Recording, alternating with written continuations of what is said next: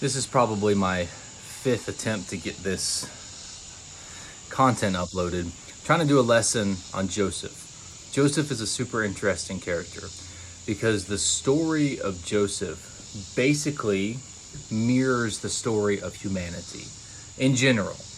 And as I'm trying to do this, I know that it's a good lesson because every time I try to upload this, try to record it, something happens. There's technical issues. I have a temper tantrum and get mad at something, inanimate objects, got rage coming over me, stuff isn't working right. That tells me there's spiritual warfare happening here. There's demonic forces trying to keep this message from getting out. So I have to tell you guys. But basically, in a nutshell, the story of Joseph, I hope you're familiar with it. I'm going to assume that you are. Basically, though, Joseph is the favorite son. Jacob is he shows a lot of favoritism towards him. And Joseph is very entitled. And so he doesn't deserve the status that he has gained. He gets this very ornate robe, and it kind of shows that, like, if you're given a robe in the Middle East in this time frame, sorry about the bugs, you're probably not expected to do a whole lot of manual labor, right? You're not expected to do a lot of work. And he's giving bad reports of his brother to his father. He's telling them about these dreams that he's had that are basically saying that everyone's going to bow down to him. And they're really happening, and they are prophetic dreams, but the way that he presents them is not palatable for anybody else. And so he is creating a negative perception of himself. He's not aware of how other people are going to respond. And he's entitled, he's arrogant, and it doesn't explicitly say a whole lot about that, but you can tell that he's prideful.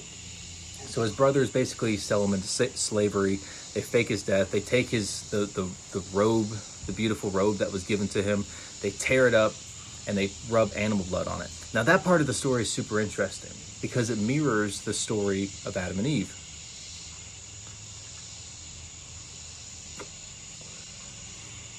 Think about in the garden, they become prideful. They become entitled. They think, I should be like God. I could be like God. So they reach forth and they take the fruit and they eat it, thinking that they deserve this. And then they're thrown into the world. The consequences of that is death. The wages of sin is death. So they die eventually, but it's not an immediate death. So they're kicked out of the garden. They have to suffer death, and they live in bondage to sin, to suffering. And that's exactly what happens to Joseph. He's thrown into the well. His brothers throw him into an empty well, a cistern. And that's kind of symbolic of the grave, right? Now you think about where was the first time that it talks about any kind of robe, any kind of garment, any kind of covering? They're talking about the garments of skin, the animal skins that God makes for Adam and Eve when he kicks them out of the garden.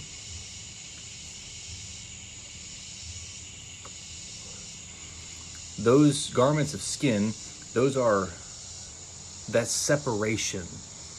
That's something that covers you because they were clothed in radiance, in glory, and they're stripped of that. They're covered in something fleshy, something material, because if you act like an animal, if you give in to your impulses, if you don't direct your eyes towards God and follow him, you don't aspire towards divinity, and instead you get fixated on the things of this world, what happens?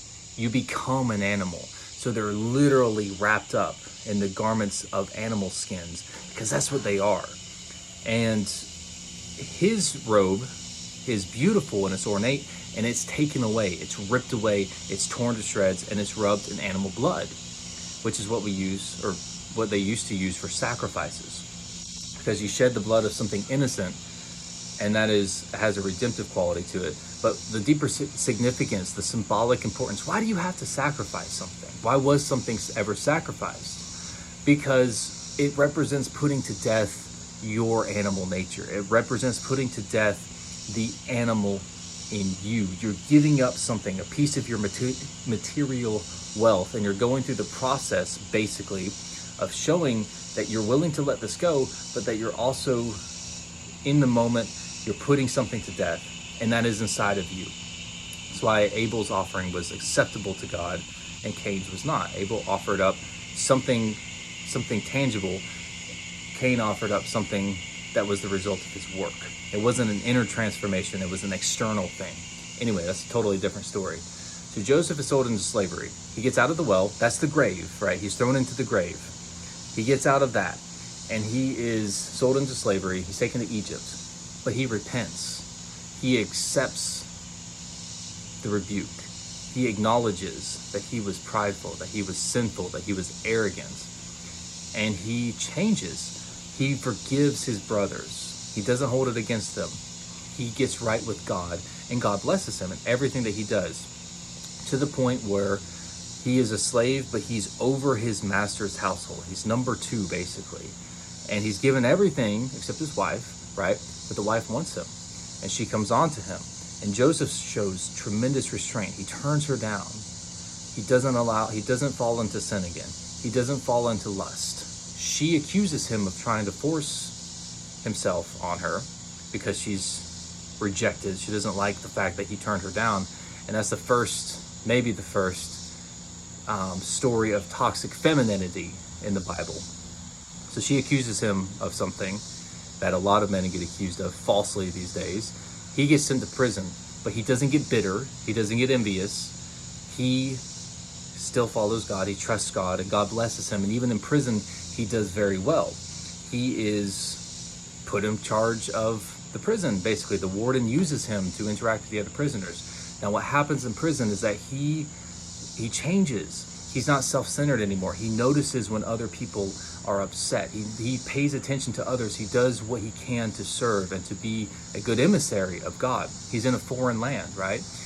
And he notices that some of the people there, some of the prisoners, are upset. Turns out it's because they've had these crazy dreams that they don't know what to do with. He interprets their dreams. Long story short, he eventually, because of that, ends up being brought before Pharaoh. Pharaoh's having crazy dreams. And isn't that interesting?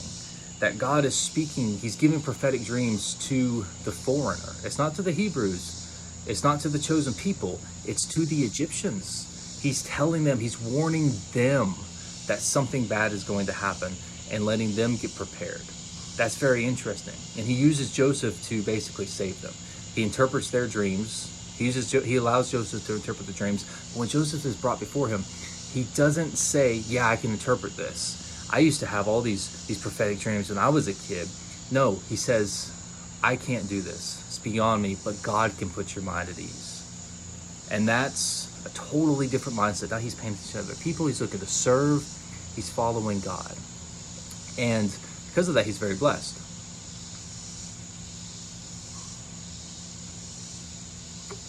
And we're called to do the same thing. Called to do the exact same thing. We have been prideful. We have been arrogant, and because of that, we have fallen into sin. We have fallen into death. So how do we respond to it, though? We're already in a fallen state.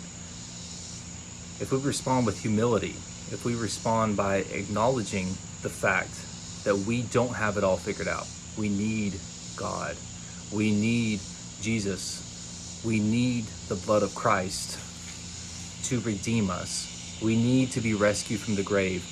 And as we are sold into bondage, to the bondage of sin, the slavery to our own impulses, to our animal nature, that we can't quite seem to get away from, if we accept with humility that we need salvation, we will also be prosperous. We will also be blessed. God says in Ezekiel, I long to show you mercy. He doesn't want us to be punished. He wants us to be redeemed. He gives us every opportunity. He's very patient with us. Yes, Old Testament gets the bad rap for the fire and brimstone, for the harshness, the severity, the punishment. But he says over and over again, I don't want to do this to you. It's a disciplinary measure that has to be taken. It has to be enacted, because if there is no discipline, if there's no negative consequence for doing wrong, well, then nobody's ever going to do right. You're just going to persist in doing whatever you want.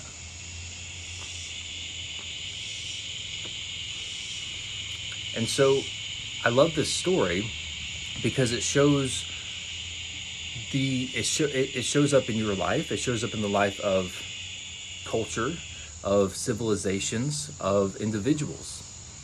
And so you can choose to acknowledge the fact that you need help, and you can reach out to God and say, listen, I'm sorry.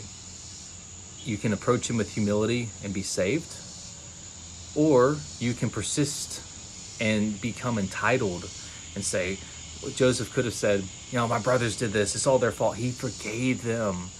That's what you're called to do as well. Take accountability of your life. Look at the bad situation that you find yourself in. Your job sucks. You're going through a divorce. Your relationship is terrible. You're lonely. You're out of shape. You're unhealthy. You're having all these crazy medical problems. Whatever it is, you have to take responsibility and say, you know what? I have not been a good steward of the things that were given to me. And you apologize for that. Take it with humility and say, you know what? I have a certain challenge. Maybe it was unfair. Him being sold into slavery was unfair, right? That was an overreaction, in my opinion. But he didn't become bitter about it. He lost that entitlement. He was entitled before. Now when he's before Pharaoh, he's not entitled at all. He's humble. He's looking to serve. He's looking to serve God. And that's the mindset. That's the attitude that we all have to take. So I hope this helped. Short little 10-minute lecture, little mini sermon. God bless you guys. Let me know if I can do anything for you.